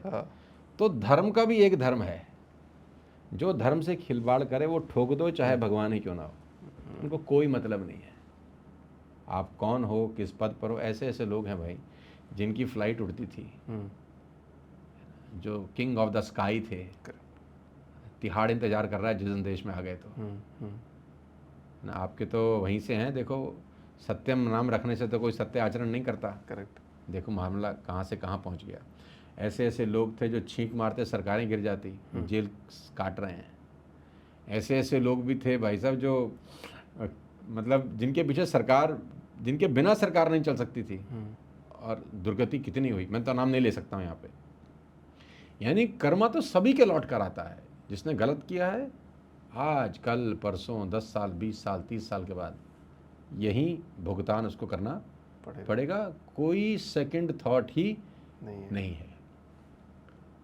मैं कहानी सुनाता हूँ अपने प्रोग्राम में। अक्सर जब लोग मुझे बोलते हैं कि सर इस कर्म के ऊपर आप बात करो, तो मैंने कहा जो आँख है ना, आँख, इसने एक दिन फल देख लिया, अब लालसा हुई कि मैं फल तोड़ लूँ। अब आँख के साथ तकलीफ तो ये है कि देख तो सकती है, जा नहीं सकती। तो आँख ने इंस्ट्रक्ट किया पैरों को कि जाओ, तो पैर ने बात मानी और पैर चले गए। अब पैर के साथ प्रॉब्लम है, जा तो सकते हैं, तोड़ नहीं सकते। तो पैरों ने इंस्ट्रक्ट किया हाथ को कि भाई तोड़ो, तो हाथ ने तोड़ लिया। अब हाथ के साथ भी प्रॉब्लम है, तोड़ तो सकते हैं, खा नहीं सकते हैं। अब खाया मुंह ने, अब मुंह के साथ ही प्रॉब्लम है, खा तो सकते हैं, रख नहीं सकते। चला गया पेट में, है ना। तो आंख ने फल देखा, गए पैर, तोड़ा हाथों ने, खाया मुंह ने, चला गया पेट में। अब माली ने देख लिया, माली ने देखा, डंडा मारा पीठ में, तो पीठ ने जोर से बोला मेरा तो कोई कसूर ही नहीं है, ना मैं देखने में, ना मैं जाने में, ना मैं खाने में, ना मैंने रखने में, तो मेरा तो क्या कसूर। लेकिन जैसे ही डंडा लगा पीठ को, आंसू आए आंख से, देखा उसी ने था, लौट के आ गया कर्मा, देखा आंख ने था, उसी ने था। तो आज कल परसों ये बूमरैंग की तरह घूम के वापस आएगा और चमड़ी उधेड़ देगा। कोई भी आदमी इस मुगालते में ना रहे, कोई भी ना रहे, चाहे वो कोई भी क्यों ना हो। अरे गांधारी ने भगवान कृष्ण को श्राप दे दिया, भगवान कृष्ण को श्राप भोगना पड़ गया। आप मैं कौन से खेत की मूली हैं। गांधारी ने बोला तूने मेरा वंश समाप्त कर दिया, तू चाहता तो रोक लेता, तेरा यदुवंश समाप्त हो जाएगा, जा। और देखो कृष्ण के सामने यदुवंश खत्म हो गया, कुछ नहीं कर सके। चाहे कसूर था कि नहीं था, बट ऐसा इस दुनिया में हो ही नहीं सकता भाई साहब अगर तो ईश्वर को मानते हो तो ये ज़िंदगी में किसी का 5 पैसा खाना नहीं है, किसी को गलत बोलना नहीं है, किसी का नुकसान करना नहीं है, किसी के साथ ख़राब करना नहीं है। ये बहुत इम्पॉर्टेंट है। इसीलिए हम कहते हैं कि धर्म पढ़ो मत, उनको इम्प्लीमेंट भी करो। हम लोग पढ़ते हैं, बस उनको इम्प्लीमेंट नहीं करते। धर्मो रक्षति रक्षते। पढ़ना नहीं, इम्प्लीमेंट करना जब ज़रूरत हो। इसीलिए ये कहानियाँ हैं ना, ये महाभारत, ये रामायण किस लिए बनाई गई थी भगवान ने? इसीलिए बनाई थी कि आने वाली जनरेशन इसके सार को ज़िंदगी में इम्प्लीमेंट करे। और इन कहानियों का क्या लेना देना? कोई लेना देना नहीं है। राम ने बताया कि भाई कैसा होना चाहिए, है ना। राम ने बताया कि शबरी के पास क्यों जाना चाहिए। राम ने बताया कि दुश्मन के साथ बर्ताव कैसा करना चाहिए। हर जगह, हर मौके पे, हर बिंदु पे कहानी है जो आपको आपकी डेली लाइफ में सिखाती है बहुत कुछ। Correct sir. लेकिन इम्प्लीमेंट तो आप ही को करना है ना। वो तो आएंगे नहीं दोबारा से जो कान मरोड़ेंगे, वो बोलेंगे भाई इतना कुछ सिखा दिया, अब तो कर तो सही। मैं आपकी स्टोरी मेरे को बड़ी पसंद आती है सर, बार बार वो आप इस पॉडकास्ट में अगर उसका जिक्र कर देंगे तो मज़ा आ जाएगा। कि आपने बोला ना सब कर्म वर्म सब होते हैं, सब कुछ करना पड़ता है, तो पहले तो जिम्मेदारी लेनी पड़ेगी हर चीज़ की। पहले तो जिम्मेदार व्यक्ति बनोगे तो काम आगे आगे बढ़ता रहेगा। तो एक हनुमान जी की आपने एक स्टोरी शेयर करी थी सर कुछ टाइम पहले कि हनुमान जी से आपको जिम्मेदारी लेना सीखना चाहिए। वो इस स्टोरी पॉडकास्ट में हो जाएगी ना तो 4 चांद लग जाएंगे। अरे वाह, तो हमारे आराध्य हैं यार, हमारे आराध्य हैं। वो तो उनकी बड़ी कृपा है हमारे ऊपर, इसमें कोई शक नहीं है। हम उनकी बात कर पा रहे हैं, उनकी कृपा है तो ही कर पा रहे हैं। देखो मैंने क्यों बात कर ली बता। वो तो चाह रहे हैं ना कि तू उससे बात ही क्यों नहीं पूछ रहा। वो अभिषेक के कान में बोल गए हैं कि अरे भाई तेरे पॉडकास्ट की ऐसी की तैसी मेरी बात नहीं हो रही। तो वो गजब है यार, वो तो मतलब देवों के देव हैं। इस दुनिया में हर देवता ऐसे हुए हैं जिनकी आप आलोचना कर सकते हैं। आप इंद्र की आलोचना, इंद्र की तारीफ भी बहुत होती है, इंद्र देवता की आलोचना भी बहुत होती है कि इंद्र ऐसे हैं, इंद्र वैसे हैं। भगवान राम की तारीफ बहुत होती है, माता राम की आलोचना भी होती है कि पत्नी को उन्होंने क्या बोलते हैं धोबी के कहने पे छोड़ दिया, और रावण से लेने के बाद उनका वो कराया, अग्नि परीक्षा कराई। तो राम जी की आलोचना भी होती है खूब। कृष्ण जी की बहुत आलोचना होती है, छलियाँ हैं, धर्म युद्ध में धर्म का साथ नहीं दिया, धर्म युद्ध में धर्म से युद्ध नहीं किया उन्होंने, ऐसा कृष्ण जी के बारे में आरोप है। लेकिन अभिषेक, हनुमान जी पूरी दुनिया में कोई आरोप नहीं लगा सकता। आप राम पे आरोप लगा सकते हैं, उनके आराध्य हैं। कृष्ण पे भी आरोप लग जाएंगे, राम पे लग जाएंगे, कृष्ण पे लग जाएंगे, जो सबसे बड़े भगवान हुए हमारे हिंदू धर्म में। लेकिन उनका जो सेवक है, सेवक पे आरोप नहीं है। पूरी दुनिया में कोई आदमी हनुमान जी की बुराई करता नहीं मिलेगा आपको। राम जी पे मिल जाएंगे, कृष्ण पे मिल जाएंगे, इंद्र पे मिल जाएंगे, लेकिन निष्कलंक। और वो एकमात्र ऐसे दास हैं जो देव हो गए। दासी तो हैं, एकमात्र ऐसे दास हैं जो देव हो गए। इस पूरी दुनिया में उनके जो आराध्य हैं भगवान राम, उनसे ज़्यादा मंदिर हनुमान जी के हैं। आप दास की ताकत समझ रहे हो कि एक दास अपने आराध्य से ज़्यादा पूजनीय है हमारे हिंदुस्तान में। तो ये है कमाल हनुमान जी का कि दास बनो। वो कहते हैं ना, हमेशा आप टीचर मत बनो, स्टूडेंट बनो। इस दुनिया ने स्टूडेंट को ज़्यादा ताकत दी है, स्टूडेंट की इज्जत ज़्यादा की है। टीचर की इज्जत नहीं करी, स्टूडेंट की इज्जत करी है। एक सही स्टूडेंट की इज्जत टीचर से हमेशा ज़्यादा होती है। लेकिन हमारे यहाँ उल्टा, हम टीचर बनना चाहते हैं, स्टूडेंट नहीं बनना चाहते। तो हनुमान जी ऐसे दास हैं जो देव हो गए। बहुत क्वालिटीज़ हैं, एक नहीं अनगिनत क्वालिटीज़ हैं। और जिस क्वालिटी की आप बात कर रहे हैं अभिषेक, वो है रिस्पॉन्सिबिलिटी लेना, फ्रंट फुट पे बैटिंग करना। कि जिस दिन उनको ये सब बताया गया कि सबसे पहले जब सुग्रीव जी ने भेजा हनुमान जी को पता लगाने के लिए कि ये 2 लोग आ रहे हैं जो कौन है, तो किसको भेजा? हनुमान जी। क्योंकि पता था तो यही है जो रेस्पॉन्सिबल बात कर सकता है, बाकी तो किसी को जाऊंगा तो बात बिगाड़ा ना दे कोई। तो सबसे पहले हनुमान गए राम लक्ष्मण से बात करने के लिए, फिर अपने कंधे पे बिठा के लेके आए। चित्रों में वर्णन है, सुग्रीव के पास मैत्री कराई हनुमान जी ने। फिर जब लंका जाकर सीता जी की खोज करनी थी तो कौन जाएगा? हनुमान जी जाएंगे। सीता जी की खोज करने के बाद जब वापस आ गए तो लक्ष्मण जी मूर्छित हुए, तो संजीवनी बूटी कौन लेने जाएगा? मैं जाऊंगा। और वो ये उनको कोई कह नहीं रहा, वो फ्रंट फुट पे खुद, अभी तो राम रो रहे हैं, परेशान हैं, क्या हो गया क्या हो गया क्या हो गया। तो विभीषण बोलते हैं अरे भाई सोल्यूशन तो इसका है, सुषैण वैद्य लंका में है, उसको ले आओ और वो इलाज कर सकता है। तो इतने में ये कहते हैं मैं ले आता हूँ, उनको कह नहीं रहा कोई उनको किसी ने नहीं कहा, खुद कहते मैं ले आता हूँ, इतनी सी बात है। गए, इतने में तो बात खत्म हुई, इतने में तो भाई लेके आ गए। क्या कहते हैं हनुमान जी हमारे पूरा घर समेत उठा के ले आए। और अब सुषैण वैद्य कह रहे हैं कि देखो सिचुएशन बड़ी क्रिटिकल है, लक्ष्मण जी का बचना करीब करीब नामुमकिन है, क्योंकि लंका से हिमालय बहुत दूर है, संजीवनी बूटी लेकर आना है और रात रात में आना। अभी ले आता हूँ, कोई उनको नहीं कह रहा कि तुम जाओ, मैं ले आता हूँ। रिस्पॉन्सिबिलिटी लेने का इससे बड़ा एग्जाम्पल आपको इस पूरी दुनिया में नहीं मिलेगा। उनकी डिक्शनरी में इम्पॉसिबल शब्द नहीं है। बोलते हैं अरे कौन सा दूर है हिमालय? उन्होंने बोला हिमालय बहुत दूर है भाई, लंका बहुत दूर है, हिमालय बहुत दूर है, रात रात में आना है। बोला आ जाऊँगा। सूरज उग गया तो उग ही नहीं सकता, बोलते हैं अगर गलती भी करी उसने उगने की तो मुंह में रख लूंगा अगर सूरज ने गलती करी ना उगने की तो मुंह में रख। कॉन्फिडेंस देखो, रिस्पॉन्सिबिलिटी देखो। राम जी को बोला उन्होंने, राम जी रो रहे थे, अरे बोला महाराज क्या बात करते हो, आप बोलो तो चंद्रमा को निचोड़ के अमृत निकाल रहा हूं, पिला दूं लक्ष्मण जी को। आप बोलो तो पाताल में अभी एक लात मारूं और जहां सर्प अमृत कुंड की रक्षा करते हैं वहां से अमृत निकाल लूं। क्या बात करते हो, आपको रोने की क्या जरूरत है, हम हैं अभी, आप आशीर्वाद दो बस खाली। लेकिन कभी भी अहंकार नहीं करते, मैं नहीं आता, मतलब आप आशीर्वाद दो, आप बोल दो, आप कह दो बस एक बार। इसीलिए वो ऐसे दास हैं जो देव हो गए, इसीलिए जनमानस में सबसे बड़े महानायक हुए।